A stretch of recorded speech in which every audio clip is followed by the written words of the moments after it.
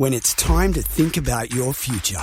When you're finally ready to chase the dream career. At Swinburne Online, we'll help you get there. With over 20 degrees covering business, education, social science and psychology, there's one to suit you. You'll get 7-day support and join a community of like-minded people, building your professional network along the way. Let's do this. Let's study your degree with Swinburne Online. Apply now at swinburneonline.edu.au.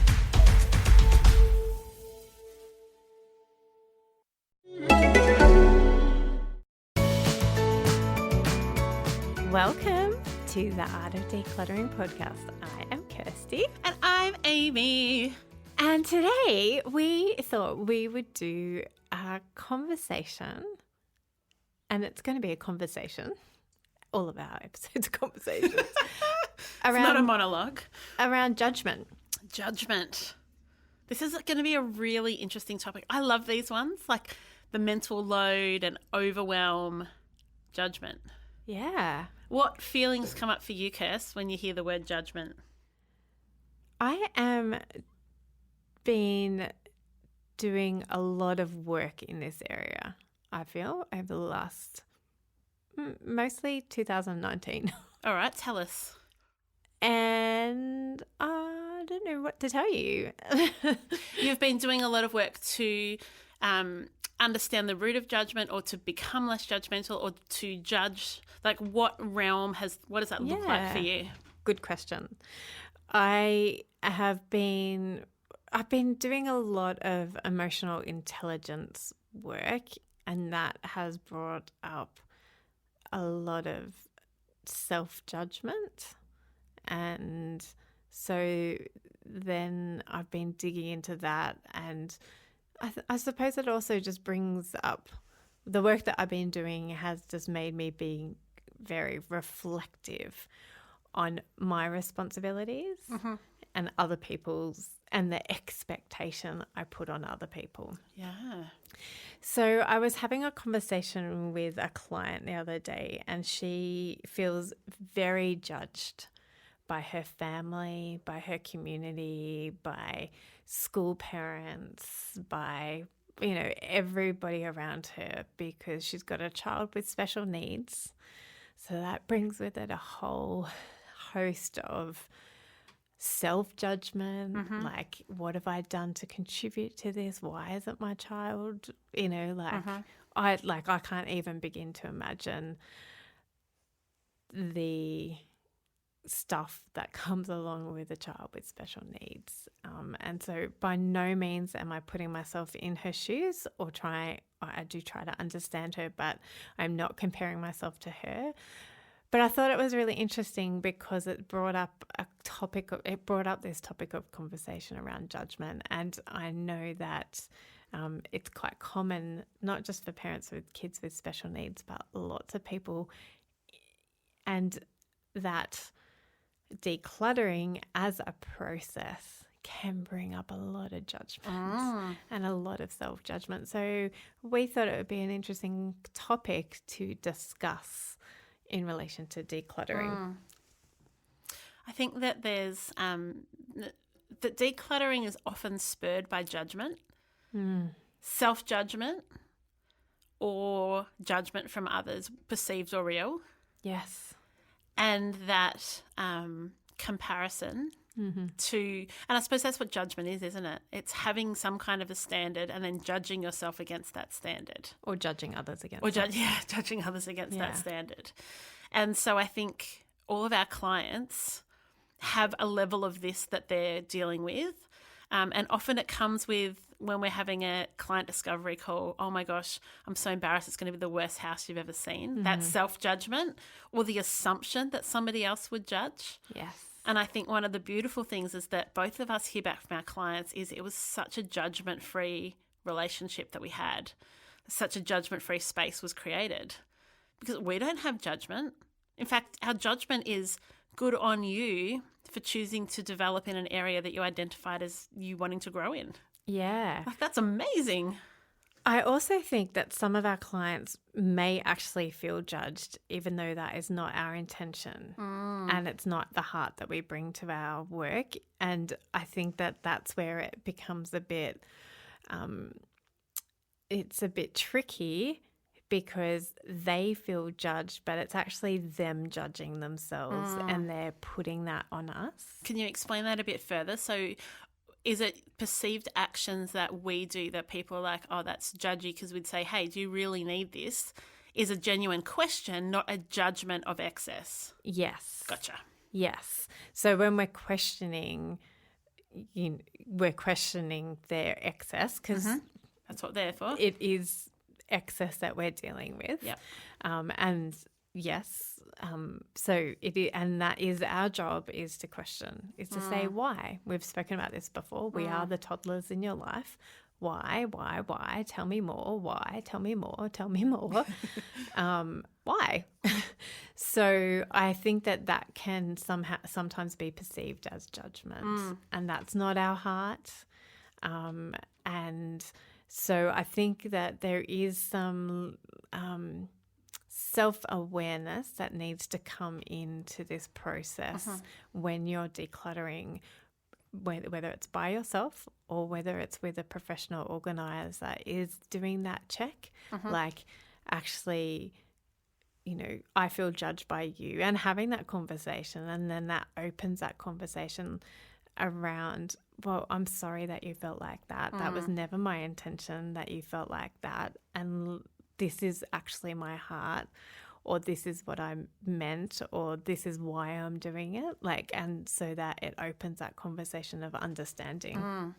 Because you may feel judged by us by asking questions, but we're not asking them from a place of judgment. Yeah, that's right. It's actually out of a place of love. Yeah. Because what we've done when we've come in, and whether you work with us or someone else, is it's what do you want out of this space, that vision setting. And so then everything else is kind of the course correcting to get you back to that vision. And so there are lots of questions, and there are double questions where it's like, do you need this? Yes. Do you really? Do you really, really? And that's not out of a place of judgment. So, Kirst, talk to me about some of the self-judgment that you see in some of your clients opposed to when other people are making judgment. Yeah, it's definitely self-judgment looks like feeling really guilty over the excess that they've bought. And I suppose, even that word excess can be loaded. People can feel judged by that too, that, they have excess and they're like, no, but we're going to use it all, sometime in the future. Yes, you could potentially, but yeah, anyway, that's now I'm overanalyzing everything. Yeah, I think that it is that self-judgment, like, how did I let the house get to be like this? And how come I can't be like you, Kirsty, or you, Amy? Like, why? Like, you're busy women with husbands that work, and you work full-time, and you have children, and your houses aren't. There's that judging on one spectrum with no grace for all the other components that make up a life. Yes. And, scrolling Instagram and Facebook and seeing the best outtakes of somebody, the best of people's lives, instead of realizing that it is just it's just the normal show reel. Yeah, that's right. Rather than the everyday. And yeah, just that whole, I shouldn't have, I regretting past decisions. What about you? What self-judgment do you see in clients? I think there's a lot that self-judgment breeds shame. And I think often it's the shame that we experience first, and it's not until we dig in the shame that we find self-judgment. And the shame is exactly what you said. Like, how could I let my house get to this state? I don't let people come over anymore. I don't let girlfriends pop in. I hide, what the spare room looks like, and all these things that is out of self-judgment that has caused shame, that has caused isolation. Like, there's this flow-on effect that just compounds. And what I guess we want to do in this episode is just open up that conversation, ask some questions that could be helpful for you so that you can understand the unnecessariness of being so harsh on yourself. Yes. Yeah. And having that I often hear with clients, they're like, but I'm so capable at work, or I was so capable at work. Gosh, yes. But now I've had children, they've completely undone me. Yes. Yeah, they undo all of us. Yeah. Like, you're not unique. I love you. You are unique. You're created in a wonderful and amazing way. But this gig of parenting undoes all of us. Yeah. We are all undone by it. I think that's why that's the purpose of it. Is to undo us and remake us. Yeah. That's not to say that people without children can't go through, aren't remade through their life. Yeah. Like that's not to say we're any better or worse than you. Yeah. Like, it's just the process of having children undoes and remakes us. Yeah. And so I wanted to encourage you that if you are somebody who was so capable and had everything together before you had children, and now you're feeling like you can't even get breakfast on the table for yourself, or you've let yourself go in whatever way that is, whether it be the house or your health or your fitness, or that, there's grace for you here and there's love for you here, and my heart is breaking for you here. Oh, Kirst. That's out of love. So much love. Tears of love. I can't even talk. That's okay, because what we want people to do is listen to this episode and be feeling those feels that you're having toward themselves. Like, there's so much self-love that needs to take the place where self-judgment was. Yes. And it's self-acceptance, and it's saying, you know what, I am not perfect, but I'm doing my flipping best. Yeah. And there are areas where I'm going to need to reach out and get some help. And that's it's not just fine, that's necessary. Yeah, and I think that our society has really lost the art of community.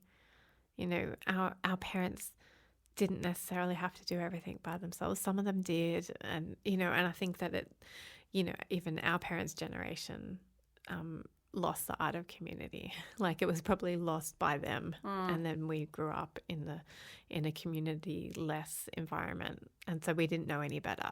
But our grandparents did life in community. They didn't, I don't think they had the self-judgment that we do. Yeah. And they didn't have social media to compare themselves to, and they didn't have, there's, not that it was a better day. It's not saying that life was better back then. But I just think that we have lost the art of being real and vulnerable with other people and going, you know what, I need help. Yeah. Or, I need to learn to love myself better. Can you please show me how beautiful I am so I can start to see the picture that you're seeing of me? Beautiful. So, I think that we also take on board people's judgment of us, and there is always space for growing and learning and going, you know what, that version that they're seeing of me might be ugly, and I might need to change my behavior, but there's also a place for going, you know what, so what if my parents think that I'm a bad housewife? Yeah. I actually don't care. Yeah. Like, I am doing the best that I can. Yeah. And if they want to come and help me, but do so without judgment. And if they don't and they want to sit in judgment, then you can go do that and do it by yourself. Like, I think it's also, I think that we need to learn the art of, maybe we rename this episode the art of the art of not giving a stuff what other people think of us, and going, whatever their judgment is of me, it's a reflection of them, not actually of me. It's very hard to feel judged in an area that you don't judge yourself in. Yes. Very hard. Like, if you were like, oh, Amy, you're so, let me think of an area that I don't feel inept in. You're so organised. You're so unorganised. Like, I feel really confident in my ability to be organised. I don't have any self-judgment in that area. It's like water off a duck's back. But if you went for one of my pain points where I have self-judgment, I would magnify it. You would just hint at Judgement. And I would be like, oh my gosh, I'm the worst ever. I can't believe it, blah, blah, blah. That happens in our relationship. It does. We are mirrors. Yeah. Sharp, magnifying mirrors back to each other all the time. Yeah. And I say that because I know that, like, when you say something to me, I'm like, oh, cut to the quick. And when I say stuff to you, you'll go to Cal, am I really like this? Yeah. And he'll go, yes, you are. Or no, you're not.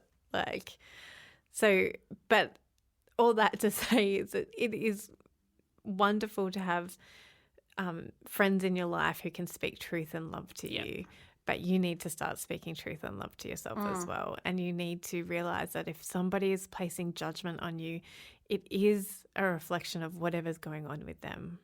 You know, it's not, you don't have to take that on board. And it is, it's what's coming up for them. You know, so if they're jealous or if they're time poor or if they're, it's if they're feeling inept in their ability to declutter and then they place judgment on you and your housekeeping skills, then just turn it back and go, oh, okay, I'll be thinking about them and hoping and wishing them the best in their decluttering journey, because actually their judgment on me is a reflection of whatever's going on with them. It's not actually a true and accurate reflection of me, even though it may be. Yes, because judgment is not about your character. What someone says in judgment, or or thinks in judgment, or you think about yourself, does not need to define your character. It doesn't need to define who you are. So yes, you might be someone with a cluttered house. That does not make you a slob. It makes you someone with a cluttered house. Yes. So I think one of the encouragements we would have for you is to not allow the judgments you have for yourself to be about who you are, and just acknowledge them. Yep, I'm not very good at time management. Not I'm tardy, I'm a bad friend, I always turn up late. I need to just get some skills in this, because we're not born with that stuff. Some of us are more inclined toward it. We're not born with it. So yeah, when you look around your house and give yourself a label, just hear us going, nah, take it off. No judgment.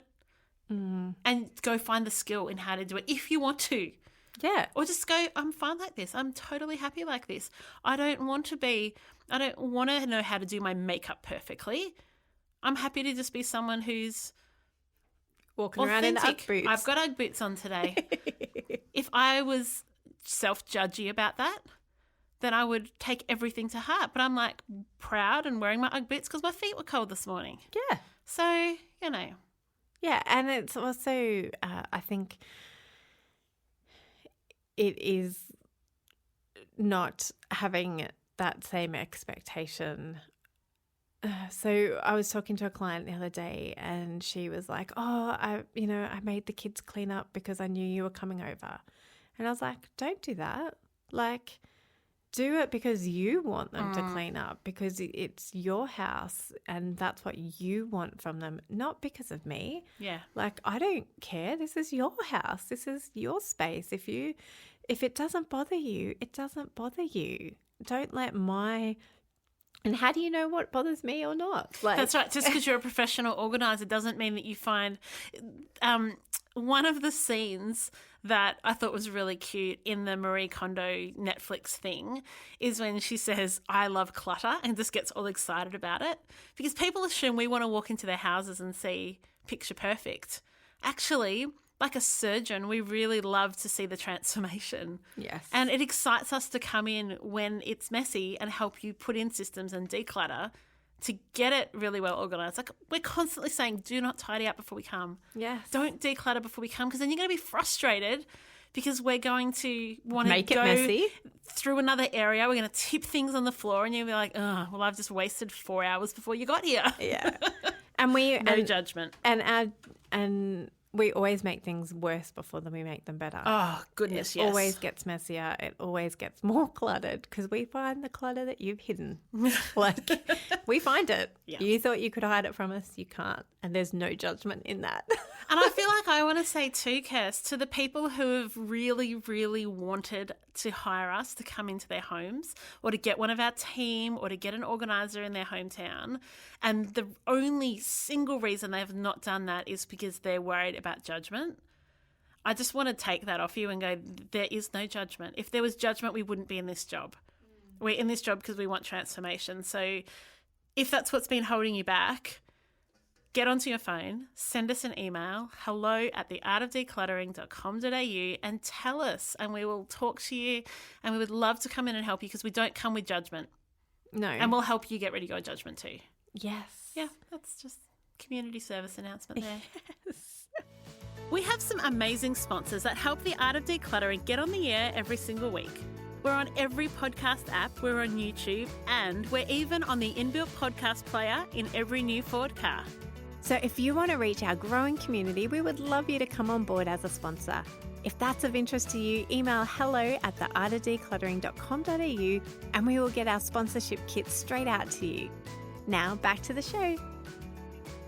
And this client that I was working with, who we had decluttered a space and then her kids played in that space. And I was like, this is just evidence of the kids playing. Yeah. Like, if you want them to clean up before they go to school, you ask them to clean up before they go to school. But if it doesn't bother you and you just want to do it at the end of the night or at the end of the week or once a month, like, that is totally up to you. It's your house. It's your children. It's your threshold of frustration, not my level. Yeah. Not my threshold. Yeah. So if you're happy for your kids to play and make a mess and leave it like that, then that is fine. Like, that's what I'm like, please don't have expectations on me either.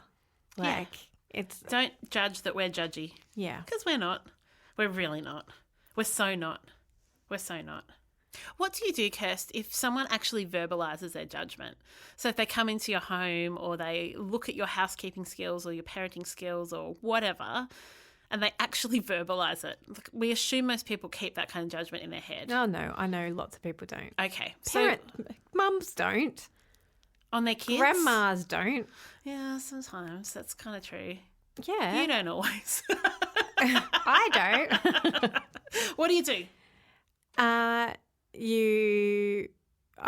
This is like, I want to encourage people to just go, right, that's their own issues. Okay. Like, it's not actually... Really just reflect that off. Yeah, just like let it go Yep. and go, wow, they must be having a bad day or something. Like, it's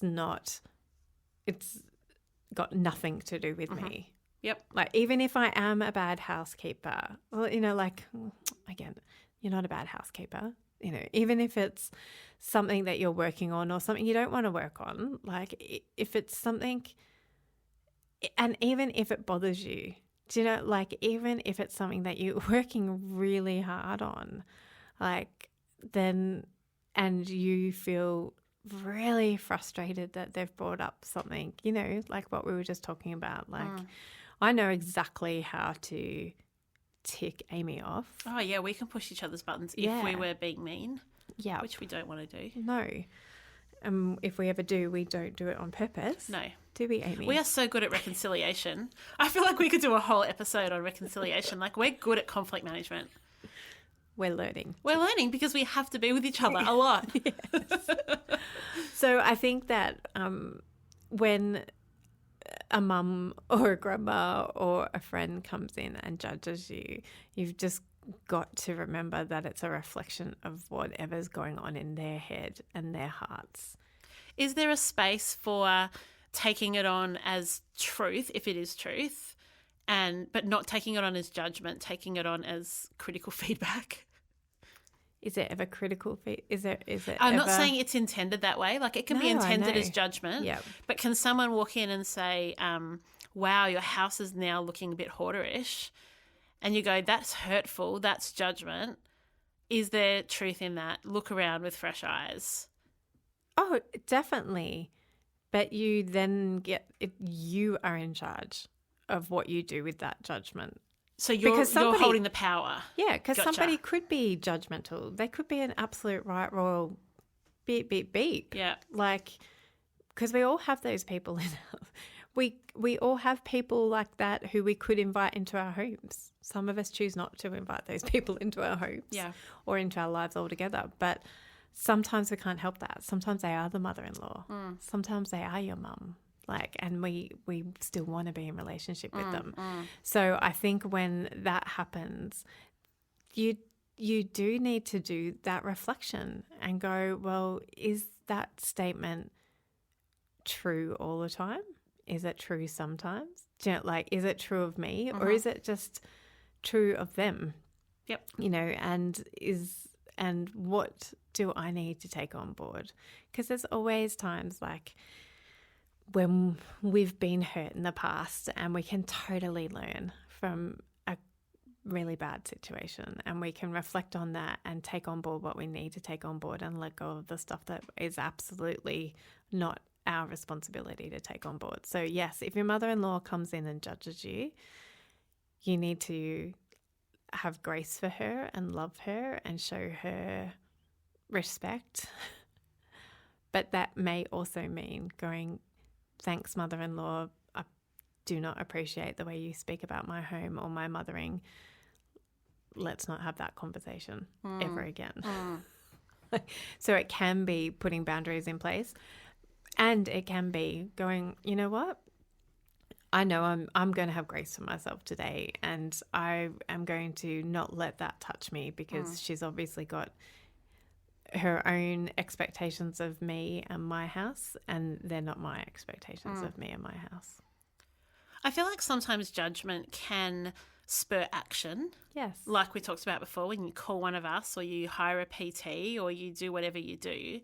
What's the positive feeling of judgment? Is it motivation? Is it inspiration? What is that? What is it? What's the flip where you go from, I feel judged, I need to get my home organized. What is that? What's the word? Great question.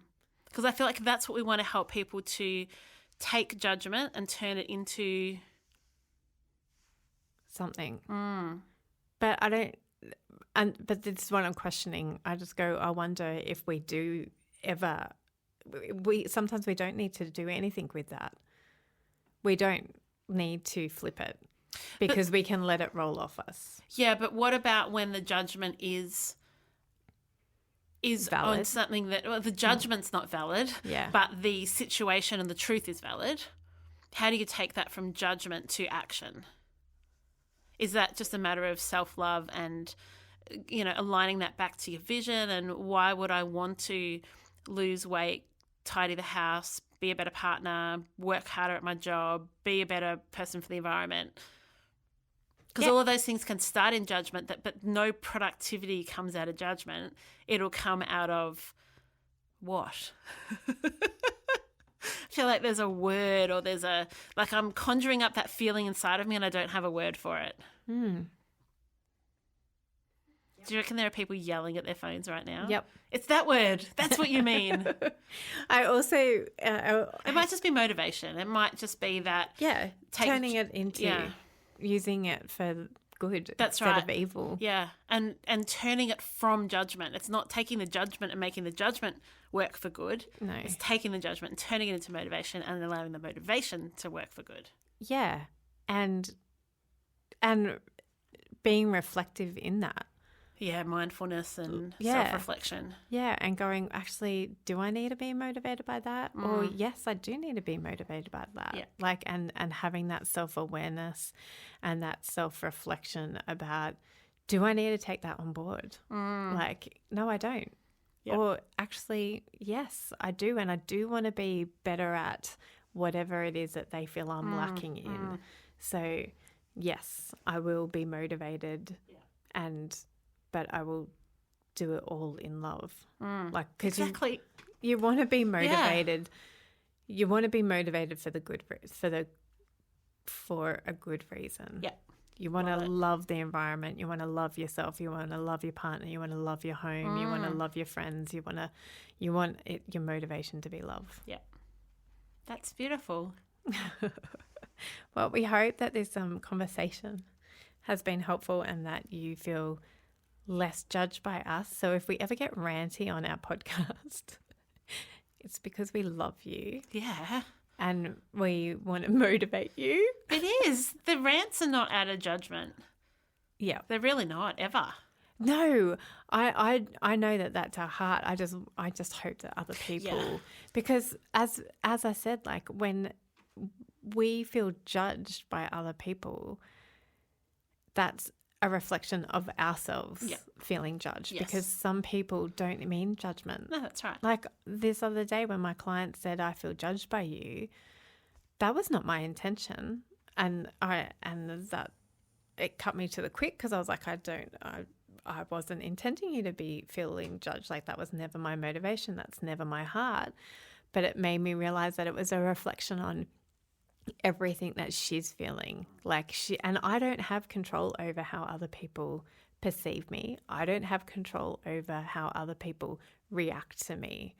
So I can do my best to show love and generosity and kindness. But ultimately, if somebody responds in a negative way, it's out of my control. And that's why I wanted to flip it and go, well, if somebody's feeling judged, and I think that there is that difference between actually being judged, like when your mother-in-law comes in and says blah, blah, blah, that's like clear. It's very unambiguous judgment. But if you just feel judged by something, and that's why I'm like, oh, I hope people don't feel judged, because again, that's their perception and we have no control over it, but we do have control over how we speak and what we say. And so we want you to feel no judgment from this podcast. We want you to feel motivated and encouraged, and that you have grace and freedom and just our wholehearted love for you. Amy's just laughing at me because I'm like, I'm just smiling. I'm smiling. I love it. I think it's I'm really glad we did this episode. Me too. Okay, we have a beautiful review from MrsPiperitis. I hope that's how you mean it. I hope that's how you mean it to be read. It says, I remember coming across this podcast when it was first released. It was over 2 years ago, Amy, and thinking, great, maybe I'll learn 1 or 2 tips and I'll listen as I declutter my wardrobe. Thinking I already knew everything about organising and decluttering, I thought to myself, how on earth are they going to make a series of podcasts on this? Boy, was I wrong. Yes, you were, Mrs. Piperitis. The girls have continued to create episodes about places and topics I didn't even think could be organised, and they've continued to teach and provide me with new tips and motivation. There's the word. Every time I tune in, as well as lots of laughs. And tears maybe today, along with me. I wouldn't have been able to survive in our humble 2-bedroom unit with 3 kids aged 4 and under without this podcast. Thank you, girls, and I'm sorry this review is way overdue. Nothing to be sorry for, Mrs. Piperitis. No judgment. There's no judgment. It came in perfect timing, and everything you do is perfect. If you're looking for an episode to listen to after this, we want to recommend episode 52 called Grace and Freedom. That was another one of our favourites on a similar line of thinking and heart to this one. So we hope you enjoyed. We can't wait to hang with you next week. We'll see you then. I'll try not to cry next week. Bye. Bye.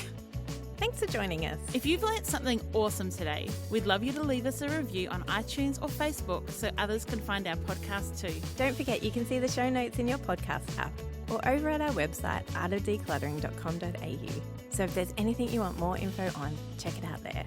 If you'd like to join our supporter community, you can do so over at patreon.com/theartofdecluttering.